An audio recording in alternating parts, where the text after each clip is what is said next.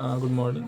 Today I'm tell you about the Syria war that ended in December 2024 with the fall of the Bashar al-Assad regime, which took which is the dictatorship in Syria from the Assad regime for nearly 55 years. So it is all begin with the World War First when European Union demolishes Ottoman Empire, and after that European Union take the part of Ottoman Empire and share it with themselves, and Syria was also part of Ottoman Empire. So Syria goes in the hand of France, and France ruled it from 1914 to 1946. And after the multiple revolts from the Syrian people, the Syria uh, got independent in 1946. But after the independence, the problems for Syria is not going to be stopped, because um, the problem not going to stop. It is why. So first, let's look at um, the number of population which is divided in Syria. In Syria, 74% of Sunni Muslims and 16% of Shia Muslims uh, are living, and 10% of are Christians. Uh, and in those 16%, nearly 12% are of Alawites, and the family of Bashar al-Assad also from Alawites. And if you talk about the ethnicity of the Syria, then nearly 70-75% of the entire Syria are the Arabs, and nearly 10% of the Kurdish population were in the Syria. The After the independence, the Syria took the control of Syria. After the independence, the Arabs people who were in majority took the control of country and held power in their hand and didn't share the power. Uh, in the same time, there is a socialist party called Baath Party. Socialist Baath Party was formed, and it gained popularity in very short period of time uh, because it has a secular ideology, and secular ideology. Therefore, students, minorities, and army officials, or everyone is joining in this party. And from and when this Baath Party took and, after the independence, there is a lot of military coups in the Syria, but it is 1963 when Baath Party took the power of the take control over the country. Baath Party took the control over the country, but there is also there is a power struggle inside the party.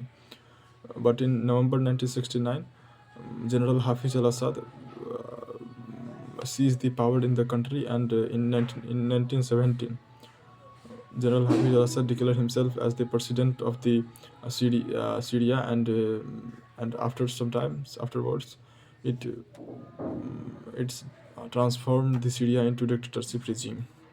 Since Hafiz al-Assad was from minority community, he is from Alawites, but there is a popularity of Hafiz al-Assad in the common people because he encourages economic development, right to education, military enforcement, and strengthening of military and promotion of education. All these sorts of things, common people liked him, but it doesn't mean that he is a great leader. He repressed his oppositions with what I say, harsh methods. Like there is an incident in 1982 that is called known as Hama massacre, and in which Hafiz al-Assad killed nearly 20,000 people for rebellion in Hama. Therefore, it is known as 1982 Hama massacre, and 1982. And these all things were going on. And in 2000, Hafiz al-Assad were died with heart attack. Then his youngest what is it, son of Hafiz al-Assad, Bashar al-Assad, became the president of Syria. Actually, Hafiz al-Assad was thinking of making the president his elder brother of Bashar al-Assad, but few months before Hafiz al-Assad died, his elder brother was died in a car accident. So Bashar al-Assad became the youngest what is it, dictator of the youngest president of the Syria. and his age was not the appropriate age for becoming a president of the Syria, because in constitution it is written as 14, at least 14 years age. But Bashar al-Assad was only 35 at that time. So there is amendment in the constitution, and Bashar al-Assad became the president of the country. After becoming the president of the country, the problems were also starting for Bashar al-Assad. In 2006, there is a devastating drought seen in Syria, which lasts till 2010, and this results in the rise of heavy inflammation. And in addition, with the oil reserves, where Syria fell from 40% of oil reserves in the GDP fall to less than 4%. So by looking at all sorts of things, people are very angry towards Bashar al-Assad, and in the same time there is a sudden power overthrown seen in the Middle East. The first example came from Tunisia, where the people of Tunisia started protesting towards this dictator. His name is Ben Ali. But he is a very cruel dictator, and the common people started protesting against him, and this led to Ben Ali fled from his country, Tunisia. And after looking at this, the other Syrian country also try to gain independence from his dictatorship regime. And there is also same incident after that time. The people of Egypt also started protesting against his dictator president named Hosni Mubarak, and Hosni Mubarak also led to left his country. And uh, and and after this, there is a consequent event. There is a chronological event occurring in the Middle East, when the countries like Morocco, Tunisia, Egypt, Mali, Libya, in these countries there is a uh, constant uh, constant power overthrown in the country. And this movement in which the in which in the Middle East, the power from dictators were overthrown, and there is a perhaps a democratic regime were formed. Then the scene is called Arab Spring in the Middle East. The reason behind protesting are almost same in all the countries like Libya, Sudan, Morocco, as I said, Egypt, etc. These countries, crumbling economic development, unemployment, heavy inflation. These are the all same, nearly same problems of the country. And the days come on 6th March 2011, when the Syrian war really begins. On 6th March 2011, in the city of Dara, some teenage boy, after hearing the country's, after hearing the, what I say, after hearing, looking at his neighbor countries, that his neighbor countries were got independence from the dictatorial regime. So there, some of the teenage boy written on the in the Arabic on the wall that it's your time, doctor. And this led to those teenage boys arrested, and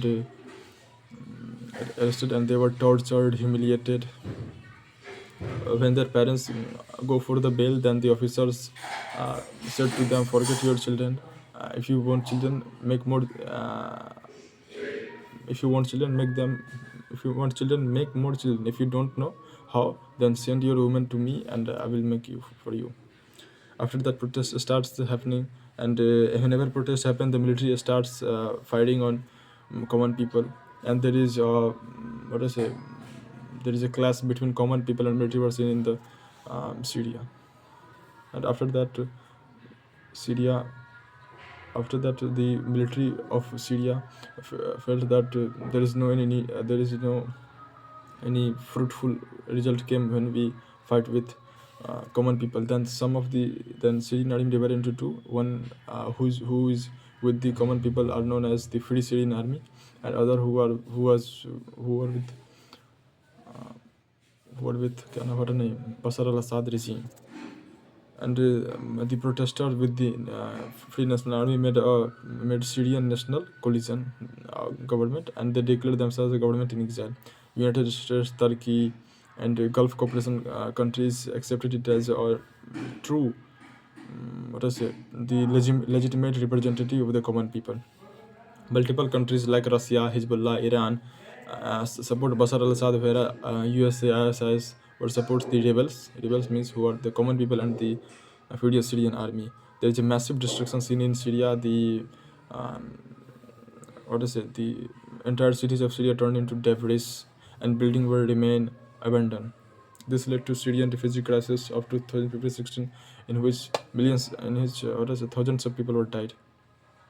And the following year, in 2020, 21, 22, the following years saw some major political change, as Russia was a major contributor of major supporter of Bashar al-Assad. So he when Russia invades Ukraine, when Russia invades Ukraine, so Russia called their soldiers from Syria, and at the same time on October 2023, um, Hezbollah started striking on Hamas striking on Israel, and this led to the when Israel starts on Iran, Hezbollah, all those countries. So Hezbollah also call their 1500 fighters from Syria because they lack fighters, and due to removal of these major supporters, what do you think? Common General Wise meant it. He remained set because there is a quiet in the entire Syria. But Bashar al-Assad ordered his military to again attack on the what to say again attack on the rebels, and this was the blunder of Bashar al-Assad. The first the what I say on November 27, rebels counterattacked the government, and initially the rebels was thought they have to just assault a small way, but when he saw that Syrian soldiers retreating easily, then they started to move frequently in just 2 days. Uh, Started frequently, and in just 2 days they uh, control over Aleppo, which is known as the economic capital of Syria. Gradually, rebels start taking another cities. Russia tried to help it, but it didn't stop the rebels. And the strongest units of Syrian Army, Republican Guard, and the 4th Armored Division were deployed on the area of Damascus, so that rebels were not able to uh, fall the government in the Damascus, because the government is established in Damascus. And but in on December 2, 2024, rebels were entered into Damascus, and the 4th Armored Division and those who are the most secure, like in India, Para Commando and Marcos Commando, they are considered the most tight battalion of our country. So the strongest units of Syria, Republican Guard and 4th Armored Division, were not doing anything. They just surrendered their weapons because his salaries were not yet his salaries were not yet increased, and after seeing the rebels were control over the Aleppo, Bashar al-Assad increases twice the salary of army, but it is very low. There is a currency loses its value so much, and after that, when the rebels took control over the Damascus, Bashar al-Assad fled to Moscow, and here is the end of Syrian war. And Syrian war killed almost 20,000 people and displaced 1.2 million people. This is all about this region. Thank you so much.